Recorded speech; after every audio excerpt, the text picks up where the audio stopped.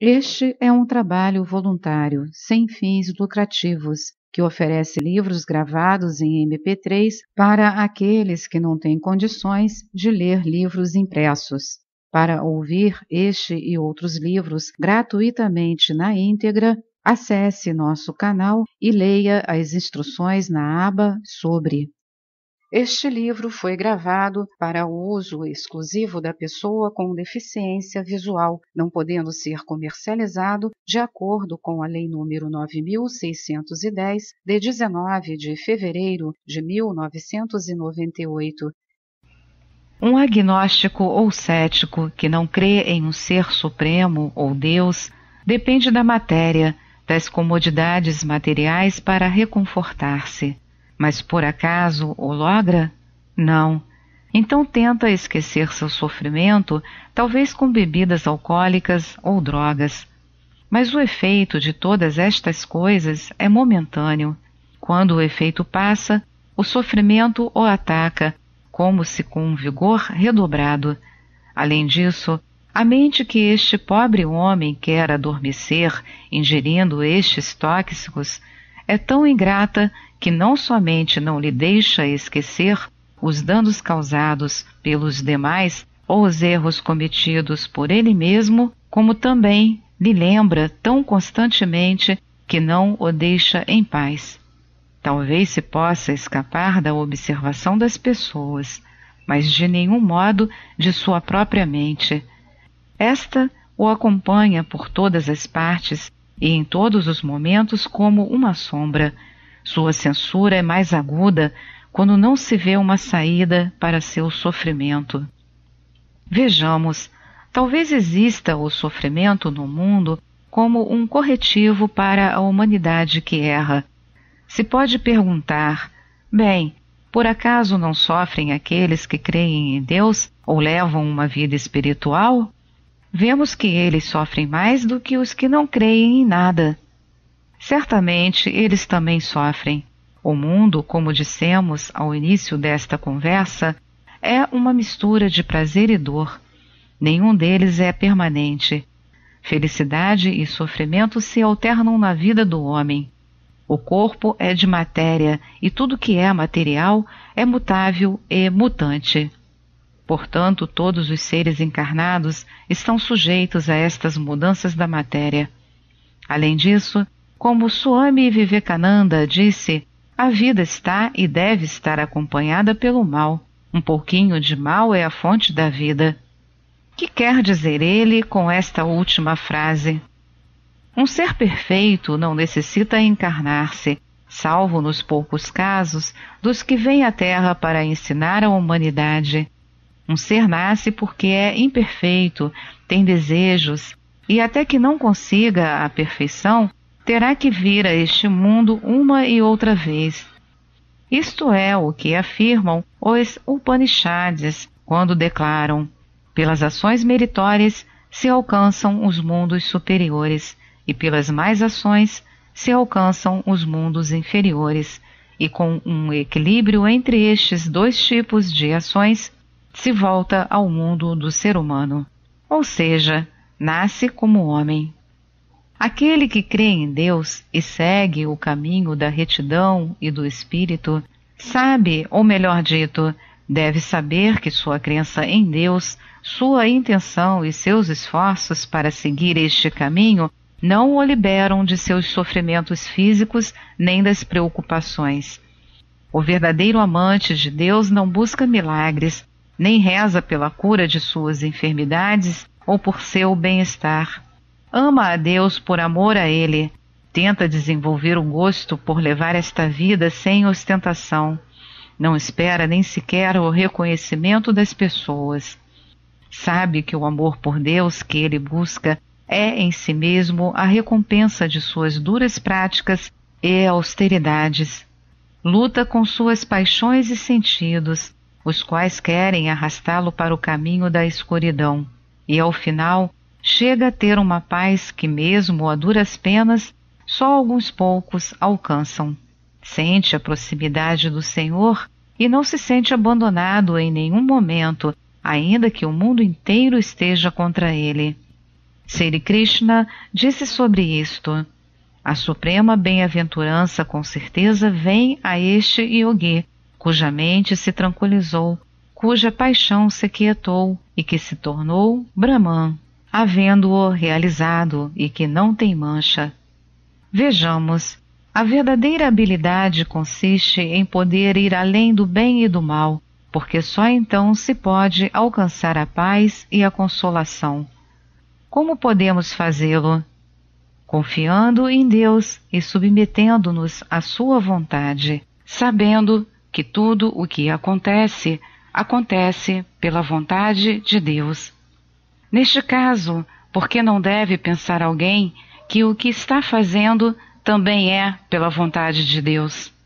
Verdade, não há argumento contra isto, mas também está certo que é a vontade de Deus que está trabalhando por meio dele. Se for assim, não se sentirá exaltado com o êxito e nem se sentirá deprimido pelo fracasso. Caso contrário, ainda que sinta só um pouquinho de exaltação ou orgulho por haver alcançado algo ou pensa que é ele o agente da ação, então esta pessoa não crê no que diz.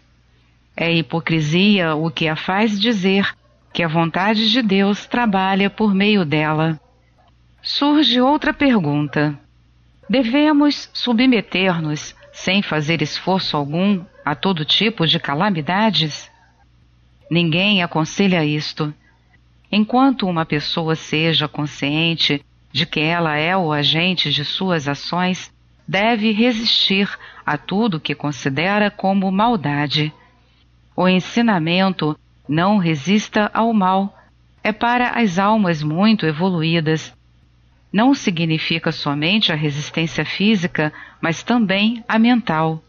Na pessoa que segue este ensinamento, não deve surgir nem sequer uma ideia contrária ou um sentimento de ódio por quem lhe prejudica. Só se pode falar de cumprir com este preceito na sua totalidade quando se alcança o estado em que a mente se mantém equânime sob todas as circunstâncias.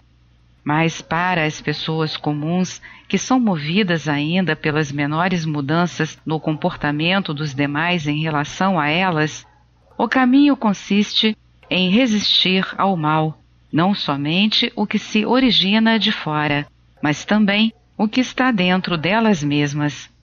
Pode chegar a consolação e a paz a alguém que crê que é a vontade de Deus a que atua no mundo? Vamos ser explícitos. Se por consolação e paz se entende de que não vai sofrer mais, que não vai mais ter preocupações, então ninguém no mundo as terá. Mesmo para aquele que toma refúgio em Deus, chega o sofrimento físico e não se suaviza o golpe que cai sobre ele. Acontecerão as calamidades se tem que passar por elas, mas junto com as mesmas virá também a força para enfrentar o perigo e as tribulações. Não se desesperará quando se encontre em situações difíceis, sabendo que é a vontade de Deus que age aqui e que Ele irá fazer o que é bom para ele. Tem um crente comum esta confiança, essa força? Isso depende da intensidade da fé de cada um.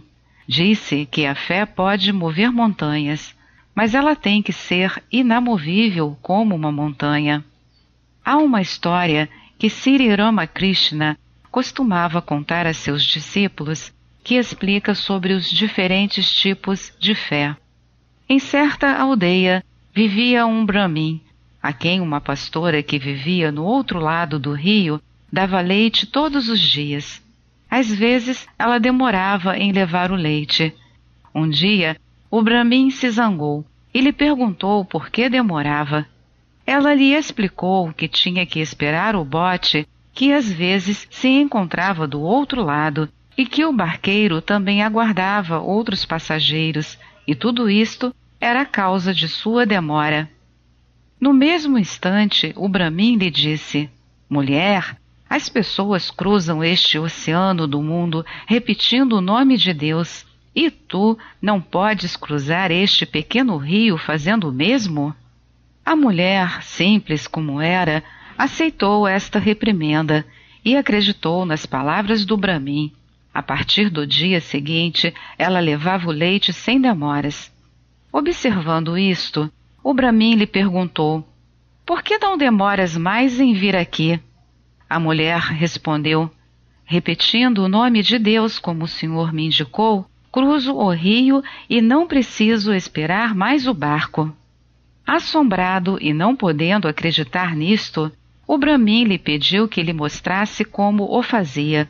Ambos desceram ao rio, e a mulher, com toda a facilidade, caminhava sobre as águas, repetindo o nome de Deus. Mas voltando-se, notou que o Brahmin, ainda que repetisse o nome de Deus, levantava suas roupas para que não se molhassem. Então a pastora lhe disse: Senhor, repete o nome de Deus e, ao mesmo tempo, levanta suas roupas. Tu não crês no que dizes? Aqui estão os dois tipos de fé. E a maioria das pessoas é como este Brahmin, fala da fé, mas não a tem. Mas é claro, a fé inquebrantável vem com a visão de Deus, ou sendo simples como esta pastora, ou como uma criança. Como se desenvolve esta fé? Sendo simples e cândido como um menino. Quando alguém é cândido, confia nas palavras das Escrituras e dos grandes mestres espirituais. Em seguida, põe em prática seus ensinamentos, sem vacilação nem dúvida. Esta prática fortalece sua fé em Deus, pois nela encontra uma força que não é deste mundo. Vejamos agora o que acontece com os que não são francos e simples. Se eles querem ter consolação e paz, também têm que lutar duramente para vencer seus defeitos. Têm que rezar ao Senhor com todo o coração, para que os coloquem no bom caminho e possam corrigir-se. Pode surgir a dúvida, e se as orações não forem respondidas? A própria dúvida demonstra que não tomamos o caminho a sério, que não temos o verdadeiro anelo, porque esta dúvida não tem base. Por acaso, não nos asseguram os grandes mestres da humanidade que realizaram a meta da vida, que viram a Deus, que Ele é nosso guia interno e escuta nossas orações quando são sinceras?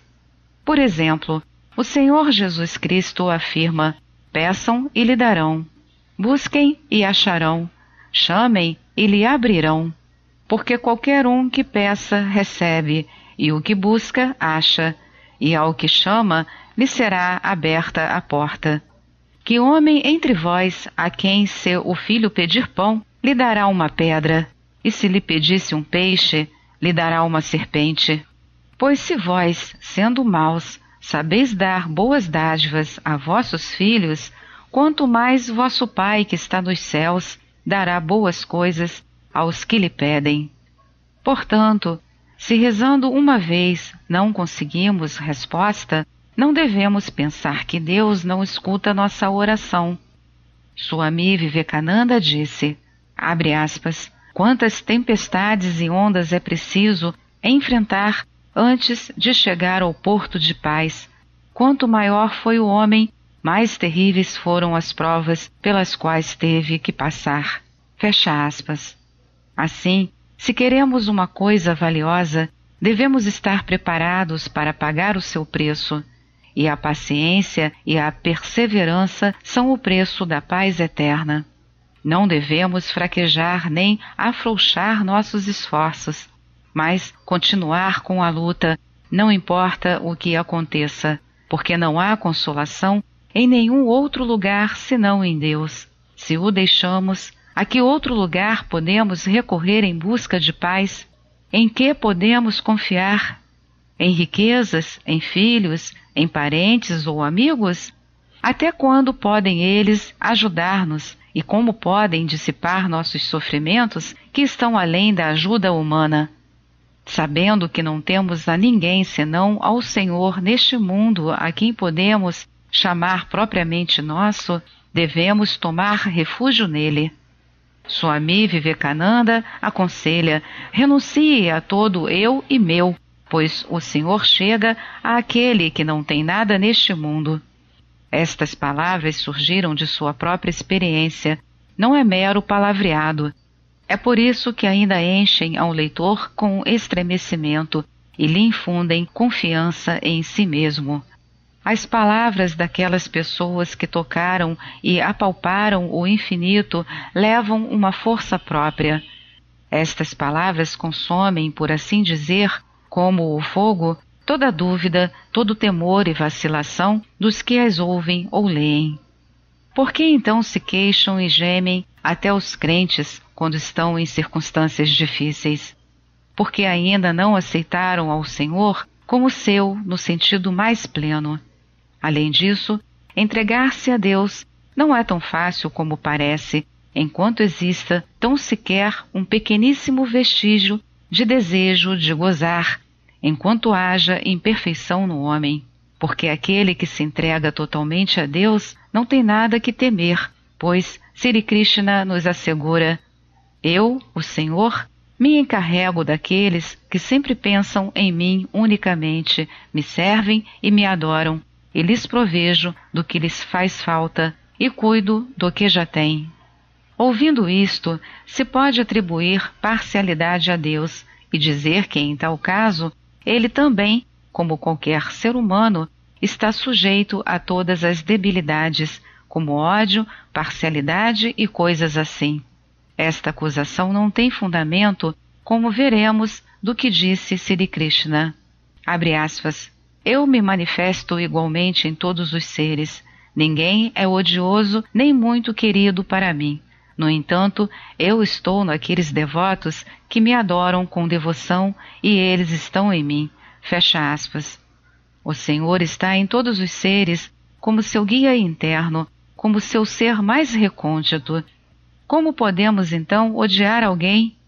O significado é que o devoto, por sua intimidade com Deus, perde a noção de diferenciação e distância que um homem comum sente entre ele mesmo e Deus. Para o devoto, o Senhor é muito seu, muito íntimo, e as coisas do mundo não têm muito valor para ele. Sua vida se centra em Deus. Pelo contrário, para o homem mundano, Deus é uma palavra, e os objetos sensórios são como se fossem sua própria vida.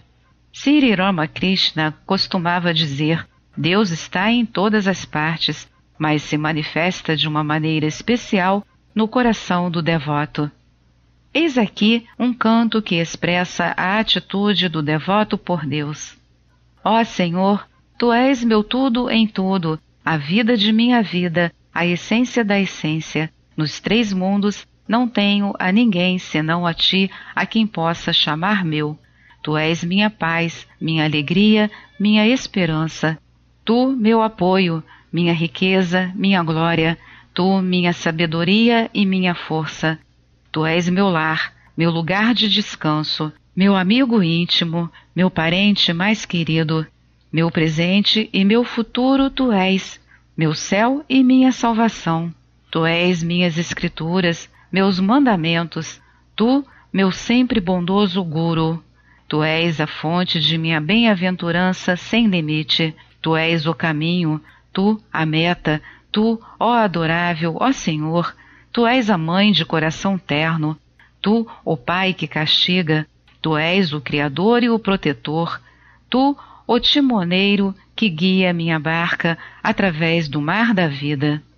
Aqui vemos como desaparece da vista do devoto a barreira do resplendor e glória que interferem na relação de um ser individual com o ser supremo.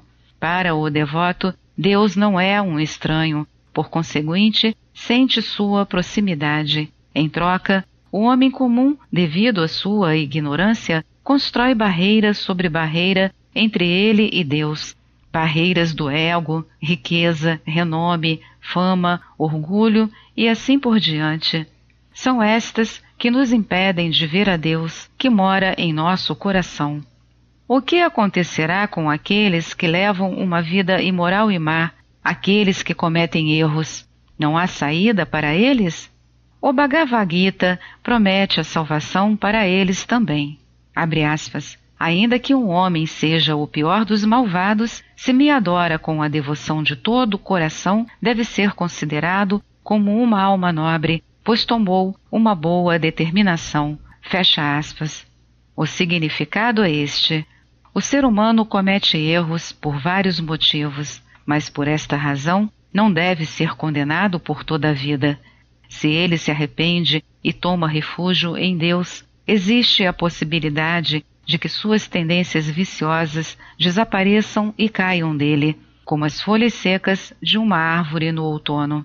Sri Krishna agrega: em pouco tempo, este homem se converte em um santo e alcança a paz imortal.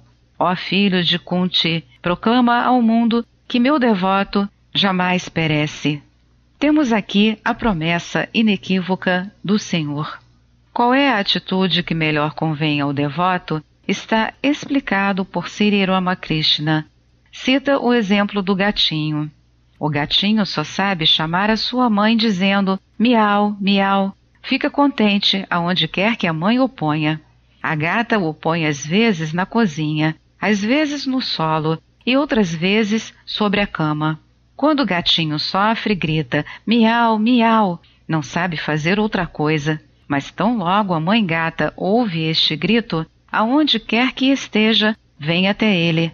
Clama por Deus, conclui Sri Ramakrishna, desta maneira com um coração anelante, então com toda certeza poderás vê-lo. Surge outra vez a velha dúvida que já foi respondida de outra forma. Por que Deus não outorga a todos a fé nele? Por que só dá a alguns e não a outros? E por que, mesmo a estes poucos, dá a fé de diferentes graus? O Bhagavad Gita o aclara: o Senhor não obriga ninguém a atuar, não cria para as pessoas nem os objetos, nem a união com os frutos das ações. É a natureza que atua. O Senhor não recebe nem o mal nem o bem de ninguém. O conhecimento está coberto pela ignorância, por conseguinte, os seres ficam iludidos. A natureza, ou Prakriti, por seus poderes de ocultar a realidade e projetar a irrealidade, rouba do ser individual sua faculdade de discernimento e ele, identificando-se com a natureza, toma o irreal pelo real, o transitório pelo eterno e permanece apegado ao mundo. O dia em que cessar de fazê-lo, se dará conta de sua verdadeira natureza e se liberará para sempre. Vejamos agora como podem aqueles que já estão presos no mundo chegar a Deus, a morada da consolação. Não podem de repente romper sua relação com aqueles com quem convive, nem desfazer-se de seus deveres. A eles, Sri Ramakrishna aconselha: cumpra com todos os deveres, mas mantenha a vossa mente em Deus. Viva com todos, com esposa e filhos, pai e mãe, e sirva-os. Trate-os como se fossem seus muito queridos, mas saiba no mais íntimo de vosso coração que eles não lhe pertencem, que Deus é vosso amigo, parente e morada. Que possamos alcançar a Deus, a morada da consolação, nesta mesma vida, por sua misericórdia. Esta é mais uma edição do canal Livros Falados Voz Humana. Que o bem, o bom e o belo se multipliquem em benefício das criaturas.